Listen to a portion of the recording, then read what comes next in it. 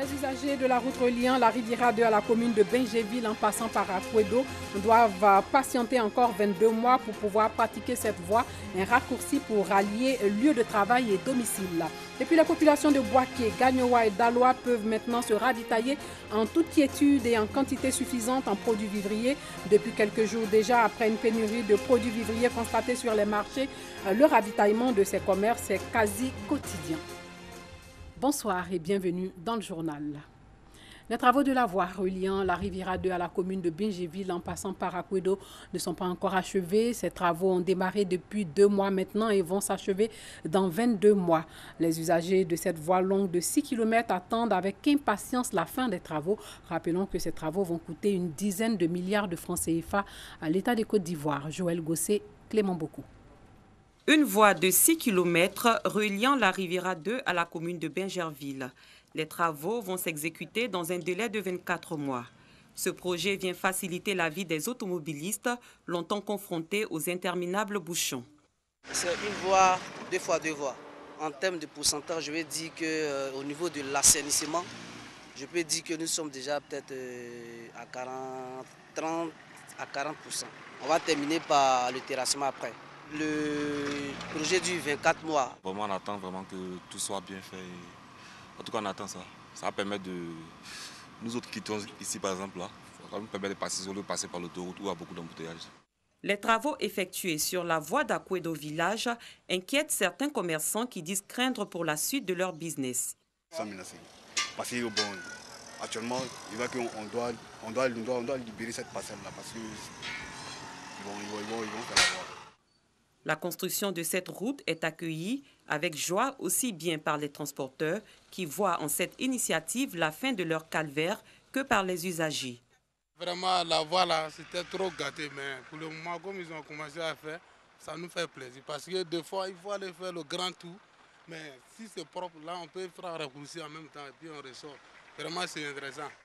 La construction de la voie d'Akwedo Village est une initiative du ministère de l'Équipement et de l'Entretien routier. Plusieurs autres sites du district d'Abidjan, identifiés comme des installations sous l'emprise du tracé des routes, feront l'objet d'un réaménagement, à l'instar de la voie d'Akwedo Village. Le reportage de Joël Gossé et de Clément Beaucoup était commenté par Maïa Sako. Depuis quelques jours, dans le Gbeke, pour faire face à la pénurie de produits vivriers, les femmes du secteur s'activent pour ravitailler les marchés. Dans les champs, les agriculteurs travaillent au quotidien pour mettre à la disposition des grossistes le maximum de produits vivriers en vue de les écouler sur les marchés. Soro Corona revient de ces zones de production. Boaké, Bromakoté, marché des vivriers, les denrées de première nécessité se font rares. La banane plantain, le gombo, la graine de palme, le piment et autres produits vivriers de grande consommation connaissent une flambée des prix. Il n'y a rien sur le marché. Quand on gagne un peu, les femmes là crient que c'est cher, donc ça ne marche pas. Ça y est, là, tout est gâté même aussi. Les femmes qui gagnent pour un peu pour venir, c'est les femmes là qui font ça cher. Avant, on faisait à 500, donc maintenant c'est 2000, 1500. Gombo était 1200, donc maintenant c'est 2500. Elle a appelé. En brousse, pour que les femmes n'ont pas au champ pour aller chercher. Même au marché, là, au marché des diables, il n'y en a pas. Les femmes ne viennent plus. Parce qu'elles ont peur. Des prix qui sont souvent hors de portée pour de nombreux ménages. On s'est dit que peut-être que les femmes vont prendre ça cher. Donc c'est pourquoi elles nous revendent comme ça. Sinon avant, ce n'était pas cher. Mais maintenant, c'est devenu cher. Le manioc aussi s'est fait rare. Le bagage ne vient plus. On rentre en brousse pour partir prendre plagali là. On prend moto. Moto là c'est cher, donc on vient là, on est obligé de faire 300, 500. Ce qui est là, même là-bas c'est 2000, mais maintenant ça c'est 4000. Avant ça au moins on peut dire c'est 50, mais maintenant là c'est 100, même si on peut faire 150 000. C'est pas pour 50, mais si tu veux pour 150, il te fait à 150. Les ménages ne sont pas les seuls à payer le prix de la rareté des produits vivriers. Les tenanciers des maquis vivent également la situation. Au marché, il n'y a plus rien. La banane est chère, l'igname est cher, les condiments même, on n'en parle pas. Les clients se plaignent parce qu'ils se disent qu'on découpe petit. C'est petit parce que c'est cher. Vendredi, marché hebdomadaire de Diabo. Ce n'est pas l'affluence des semaines passées. La peur de voir les accès à la commune encore barricadés. Nana Batetouma, chef canton de Diabo, est à la manœuvre pour le ravitaillement du marché. Il y a la paix ici. Il n'y a rien qui freine un peu l'activité commerciale. Donc j'invite toutes les populations à s'approvisionner au niveau de leurs champs et de venir approvisionner le marché afin que nous puissions approvisionner aussi Bouaké et Abidjan. Dans les zones de production, tout est prêt pour le ravitaillement des différents marchés du pays. Les femmes du secteur du vivrier s'activent sur le terrain en dépit de quelques difficultés. Bouaké, Abidjan, Burkina, banane va rentrer. Banane va rentrer. Parce qu'il y a la route, on peut passer maintenant. Si c'est banane, aubergine, il y en a. Depuis 3 jours, les véhicules ont commencé à venir prendre nos bagages. Mais notre problème, c'est qu'il y a encore beaucoup de propriétaires de véhicules qui ne veulent pas laisser leur voiture circuler. Et ça nous fatigue. Dans les champs, les productrices de légumes sont aussi à la tâche. Pendant une semaine, on n'a pas pu vendre. Le gombo est resté sur le champ.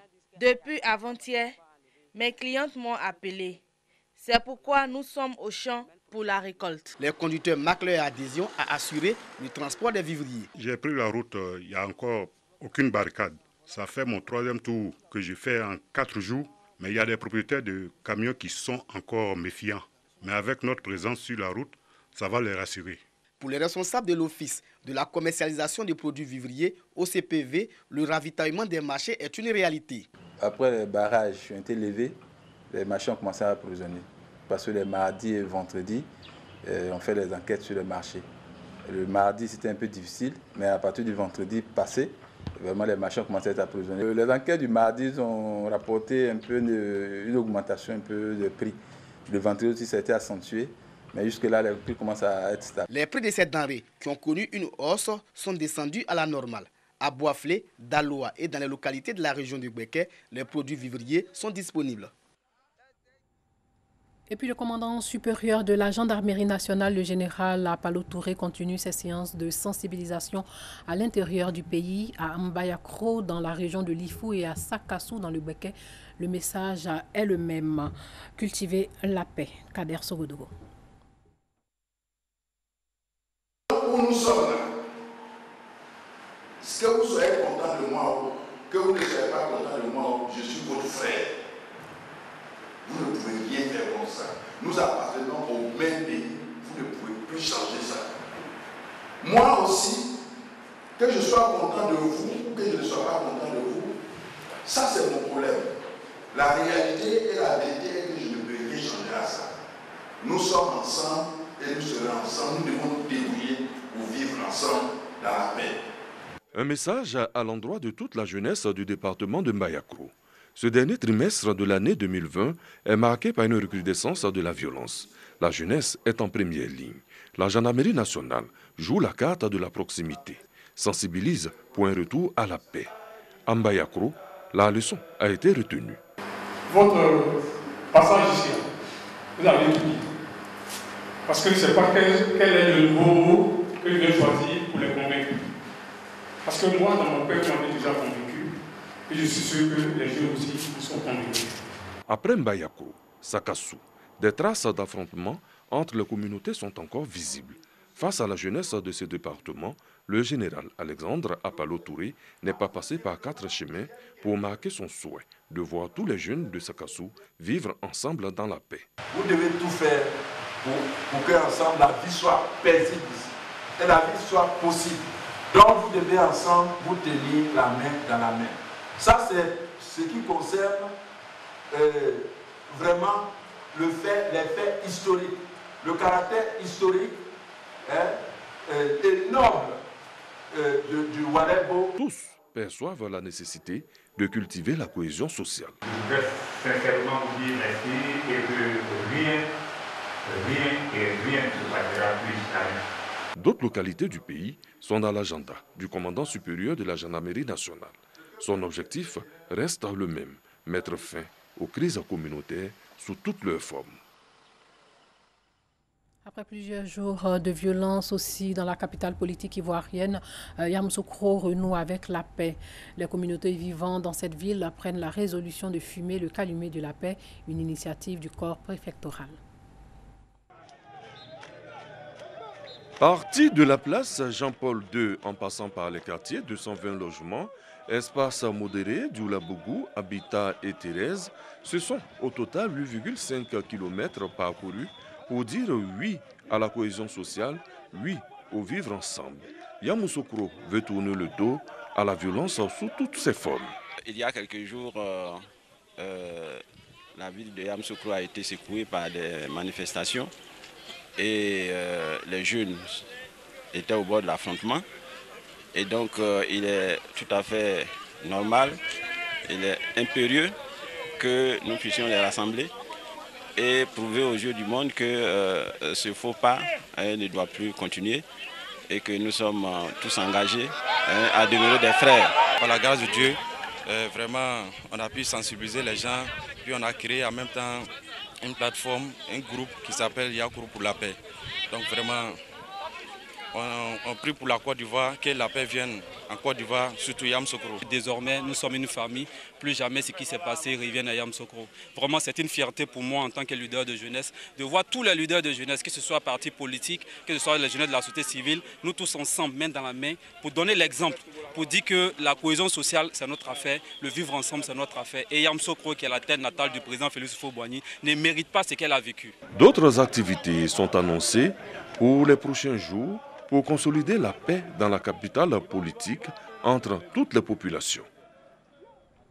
Éliminatoire Cannes 2022. Sachez que le match Côte d'Ivoire-Madagascar au stade des Bimpe se jouera finalement jeudi à huis clos pour des raisons sanitaires. La CAF en a décidé ainsi. Les éléphants de Côte d'Ivoire vont livrer en outre un second mandat contre Barea de Madagascar et c'est le 17 novembre 2020 à Toamasina. C'est à Madagascar. L'ancien président malien Amadou Toumani Touré est décédé à l'âge de 72 ans dans la nuit d'hier à aujourd'hui en Turquie où il avait été évacué pour des raisons sanitaires. Il avait subi une opération du cœur à Bamako avant d'être évacué dans ce pays. L'ancien président du Mali, Amadou Toumani Touré, a été décédé ce mardi 10 novembre 2020 aux environs de 2 h du matin à Istanbul, en Turquie, à l'âge de 72 ans des suites d'une crise cardiaque. Né le 4 novembre 1948 à Mopti, ATT, après une brève carrière d'instituteur, change radicalement de métier. Il intègre les rangs de l'armée malienne. En mars 1991, après des manifestations populaires, il participe à la tête des commandos parachutistes au coup d'État contre Moussa Traoré. Il prend alors la présidence du comité de transition pour le salut du peuple et assure les fonctions de chef de l'État pendant la transition démocratique. Il organise la conférence nationale qui s'est déroulée du 29 juillet au 12 août 1991, puis des élections législatives et présidentielles en 1992. À l'issue de ces élections, il remet le pouvoir au nouveau président élu, Alpha Oumar Konaré. On le surnomme alors le soldat de la démocratie. Le nouveau président le nomme au grade de général pour le remercier des services rendus à la nation. Le 1er septembre 2001, il démissionne de l'armée et décide de se présenter à l'élection présidentielle de 2002 comme candidat indépendant. Il est élu président de la République le 12 mai 2002 avec 64,35% des voix au second tour contre 35,65% pour Soumaïla Cissé. Il est réélu pour un second mandat le 29 avril 2007 dès le premier tour avec 71,20% des voix contre 19,15% obtenus par son principal adversaire de l'époque, Ibrahima Boubacar Keïta Ibeka. Dans la nuit du 21 au 22 mars 2012, un peu plus de 2 mois avant la fin de son mandat, a été renversé par un coup d'État. Les bulletins du Comité national pour le redressement de la démocratie et la restauration de l'État, dirigé par le capitaine Amadou Sanogo, dénoncent la gestion du conflit au nord du pays entre l'armée et la rébellion Touareg. Suite à ce coup d'État, la CEDEAO engage une série d'actions afin de rétablir l'ordre constitutionnel. ATT accepte toutefois de démissionner officiellement de ses fonctions de président de la République du Mali le 8 avril 2012 et s'exile à Dakar au Sénégal jusqu'au 24 décembre 2017, puis il retourne définitivement au pays. En 2019, Amadou Toumani Touré avait subi une opération du cœur à Bamako avant d'être évacué en Turquie où il rend définitivement l'âme ce mardi 10 novembre 2020. Une autre note triste, cette fois-ci en Palestine, le secrétaire général de l'Organisation de libération de la Palestine, OLP, Saeb Erakat, est décédé aujourd'hui du nouveau coronavirus à l'âge de 65 ans. Pendant plus de 25 ans, il a été le principal négociateur palestinien, l'un des artisans des accords d'Oslo. Le président palestinien Mahmoud Abbas a décrété un deuil national de 3 jours. Voilà, c'est tout pour ce soir. Portez-vous bien.